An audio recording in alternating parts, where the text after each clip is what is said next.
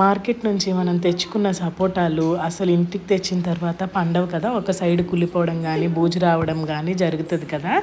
నేను చెప్పిన టిప్తో మీరు ఇలా పండేసి చూడండి, నెక్స్ట్ టైం సపోటాలు తెచ్చినప్పుడు డెఫినెట్గా వర్క్ అవుతుంది. ఒక బాక్స్ తీసుకొని దాంట్లో 1 స్పూన్ ఆఫ్ ఆవాలు తీసుకొని ఆ బాక్స్లో వేసేసేయండి ఆవాలు.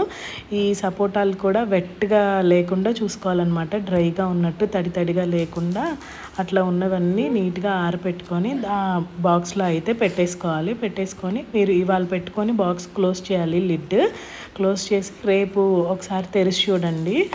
అన్నీ మంచిగా పండుంటాయి. ఒకటి రెండో పండకపోతే మళ్ళీ అదే బాక్స్లో క్లోజ్ చేసేసేయండి. ఇంకొక రోజు తీసి చూస్తే పండుతాయి.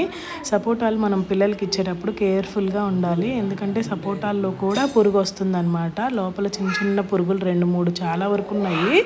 సో చిన్న హోల్ ఉంది సపోటాకి, దాని నుంచి పెద్ద పురుగు అయితే వెళ్ళింది. చూడండి ఎన్ని ఉన్నాయో ఆ పురుగులు అయితే లోపల.